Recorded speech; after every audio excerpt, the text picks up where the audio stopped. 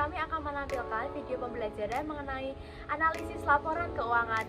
Yuk simak videonya. Definisi laporan keuangan. Laporan keuangan merupakan suatu informasi yang menggambarkan kondisi keuangan suatu perusahaan, di mana informasi tersebut dapat dijadikan sebagai gambaran kinerja keuangan suatu perusahaan. Selanjutnya adalah tujuan dari laporan keuangan. Tujuan laporan keuangan memiliki 4 macam. Yang pertama adalah screening. Screening dilakukan dengan tujuan untuk mengetahui situasi dan kondisi laporan keuangan. Melalui laporan keuangan, jadi seorang perusahaan tidak perlu terjun langsung ke lapangan. Yang kedua adalah forecasting. Analisis ini ditujukan untuk mengetahui atau meramalkan kondisi laporan keuangan di masa yang sekarang atau masa yang akan datang. Yang ketiga adalah diagnosis. Analisis ini dimaksudkan untuk melihat kemungkinan adanya masalah-masalah yang terjadi baik dalam operasi, keuangan, maupun manajemen atau masalah lain yang timbul dalam perusahaan.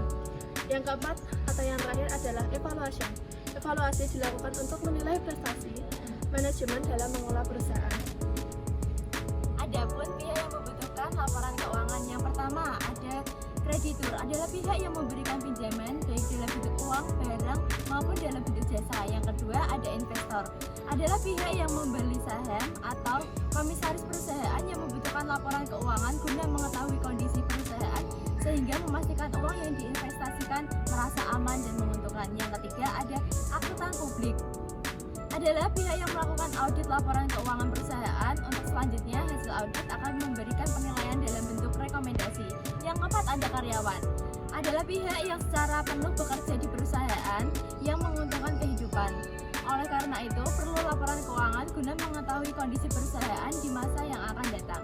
Yang kelima ada BPPAM, pihak yang mengawasi perusahaan yang go public serta melakukan evaluasi laporan keuangan perusahaan tersebut apakah layak atau tidak untuk go public. Yang keenam ada konsumen, pihak yang menikmati produk dan jasa yang dihasilkan oleh perusahaan sehingga konsumen yang menjadi loyal terhadap produk dan jasa yang dihasilkan oleh perusahaan adalah memiliki keuntungan yang tinggi pada perusahaan tersebut. Yang ketujuh ada pemasok, pihak yang menerima order untuk memasok kebutuhan perusahaan sehingga perlu laporan keuangan untuk melihat kemampuan melakukan pembayaran secara rutin terhadap barang dan jasa yang disuplai. Yang kedelapan ada pemerintah, pihak yang membutuhkan laporan keuangan untuk melihat perkembangan perusahaan dan penerimaan pajak. Selanjutnya ada metode analisis keuangan. Yang pertama, analisis horizontal. Pengertiannya yaitu suatu perbandingan antara 2 tahun laporan keuangan atau lebih yang disajikan secara komparatif untuk kepentingan analisis.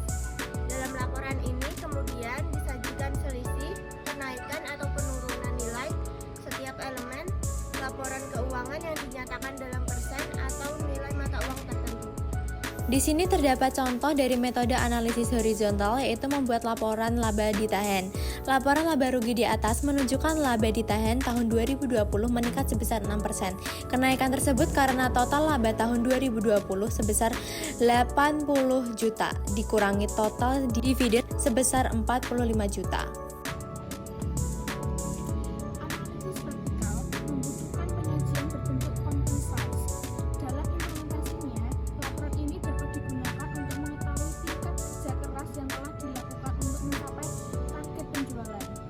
Dalam neraca, dapat digunakan untuk mengetahui proporsi setiap elemen aktiva, kewajiban, dan modal dibanding dengan modal aktiva. Analisis ini sekaligus dapat memberi indikasi lebih awal mengenai kondisi keuangan perusahaan. Selanjutnya saya akan menjelaskan contoh dari analisis vertikal laporan keuangan. Kita bisa melihat pada laporan neraca tersebut bahwa pada tahun 2015 dan 2016 aset lancar mengalami penurunan sebesar 42,11% dan 39,34%. Dibandingkan dengan aset lancar, aset tetap mengalami kenaikan pada tahun 2015 mengalami kenaikan sebesar 57,89% dan pada tahun 2016 mengalami kenaikan sebesar 60,66%. Selanjutnya saya akan menjelaskan tentang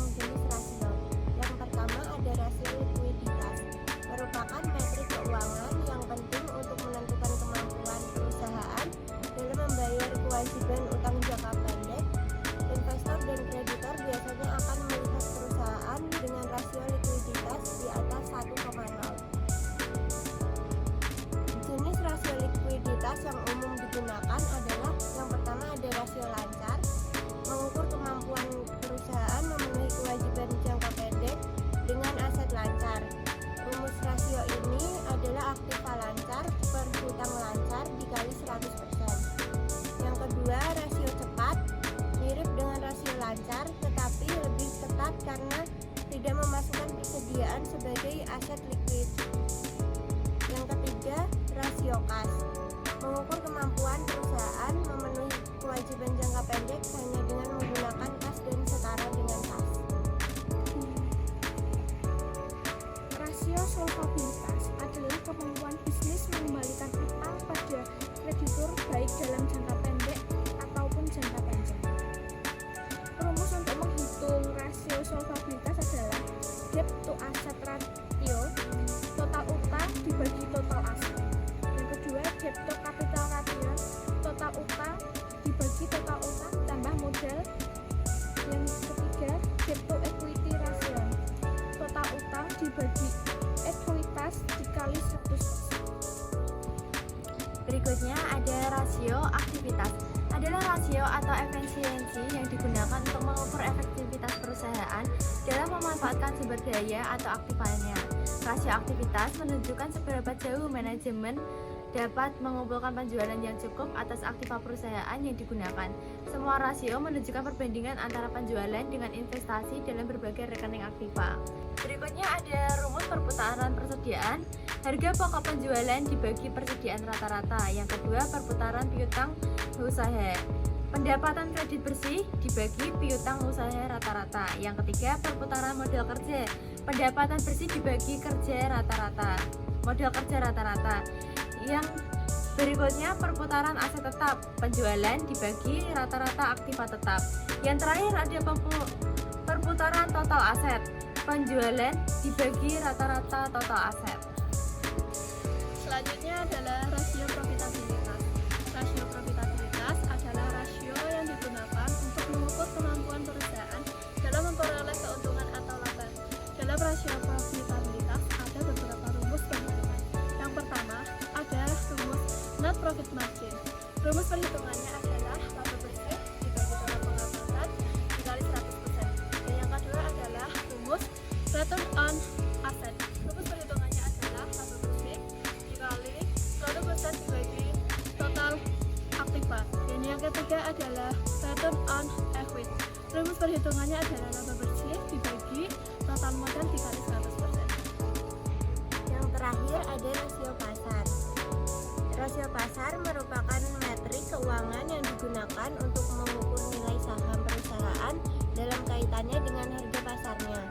Rasio ini dapat membantu investor untuk mengetahui seberapa baik perusahaan dalam mengelola hasil dan risiko.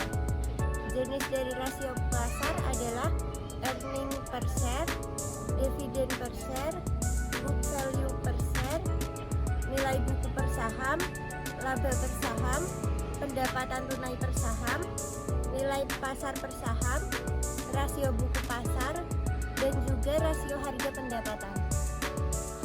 Setelah kita mempelajari materi yang diberikan sebelumnya, mari yuk kita langsung belajar ke contoh studi kasus analisis laporan keuangan agar lebih tahu detail-detail laporan keuangan seperti apa. Kita bisa melihat contoh pada tabel 1.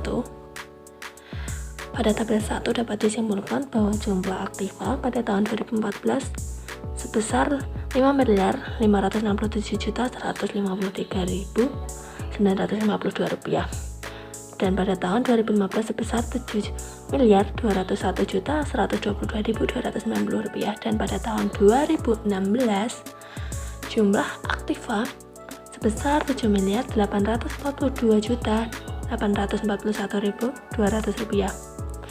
Begitu juga dengan masing-masing pasifanya sesuai dengan aktivanya, di mana pada tahun 2014 sampai dengan 2015 mengalami kenaikan sebesar 1.963.968.338 rupiah, dan pada tahun 2015 sampai dengan 2016 mengalami kenaikan sebesar 641.718.910 rupiah. Dengan jumlah tersebut dapat diketahui bahwa kenaikan pada tahun 2014 sampai dengan 2015 lebih tinggi dibandingkan dengan tahun 2015. Next, kita langsung ke contoh tabel 2. Pada tabel 2 dapat dilihat bahwa PT Jasa Sarana Citra Bestari Bengkalis mengalami peningkatan laba pada tahun 2014 sampai dengan 2015 dan pada tahun 2016 mengalami penurunan. Selanjutnya kita akan menganalisis rasio profitabilitas pada tabel neraca yang terdapat pada tabel 1 dan laporan laba rugi pada tabel 2. Selanjutnya yuk kita langsung saja ke perhitungannya. Langsung saja kita simak perhitungan yang pertama. Yang pertama ada net profit margin. Rumusnya adalah laba bersih dibagi total pendapatan dikali 100%. Pada tahun 2014 laba bersihnya ada Rp628.874.173 dibagi dengan total pendapatan Rp1.323.23.583 dikali 100% dan hasilnya adalah 46,51%. Dan total perhitungan selanjutnya pada tahun 2015 menghasilkan net profit margin sebesar 54,80% dan pada tahun 2016 net profit marginnya sebesar 51,14%. Lanjut ke perhitungan yang kedua yaitu return on asset. Rumusnya adalah laba bersih dibagi dengan total aktiva dikali 100%. Pada tahun 2014, laba bersihnya ada Rp628.874.173 dibagi dengan total aktiva Rp5.553.153.952 dikali 100% dan hasilnya adalah 11,29%. Dan pada tahun 2015, return on asetnya adalah 16,14% dan pada tahun 2016, return on asetnya sebesar 13,44%. Lanjut ke perhitungan yang ketiga, ada return on equity. Rumusnya adalah laba bersih dibagi dengan total modal dikali 100%.